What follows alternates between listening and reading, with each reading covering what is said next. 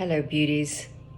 So I wanted to share a little bit about embodiment practices, embodiment rituals.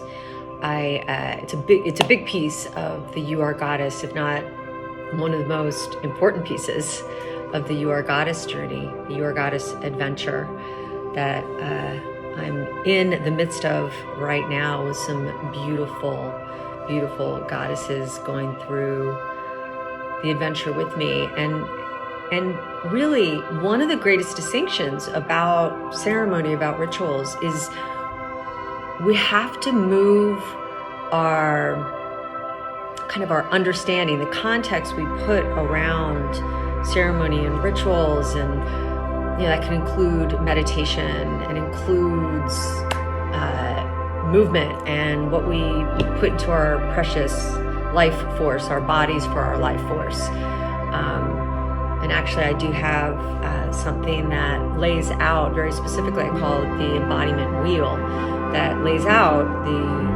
at least 10 essential components of your devotional practices. But we need to move from the context of mastering them from like this discipline point of view, which is really of the mind. Our mind thinks we need to discipline ourselves into our rituals, into meditating, into our yoga practice, into eating well, into using essential oils, into praying at our altars or even having an altar. But it's not about discipline. And in fact, so many of the goddesses that I have the privilege of playing with and being with, and I don't call it working with, because it's my bliss that I get to do that in this lifetime.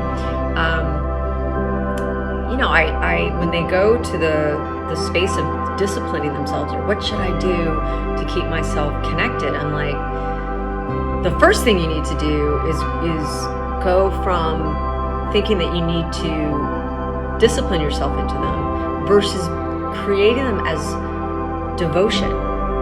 When you move your context from creating discipline around those embodiment rituals, and by connecting, I mean that you're connecting to something within yourself, which then connects you to something higher. When you move that from discipline to devotion, that you can't not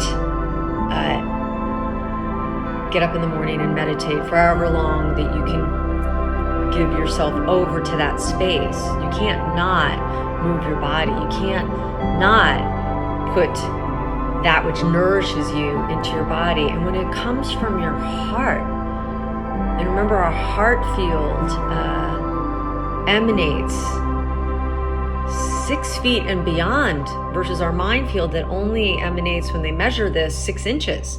So when we love into our devotional practices, and we can't not do them because they're so juicy and delicious and full of love, full of our hearts, that's when it switches over to what, in more of a masculine way of putting it, would be a habit or a discipline.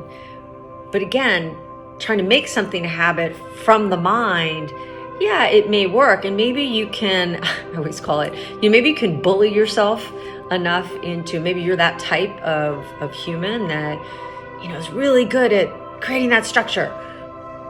But what's not there is your heart, your love field, the heart field that has the love emanate through you, that then can create a structural pattern, structures and patterning in you that, like I said a few times, you can't not devote yourself to what nurtures you.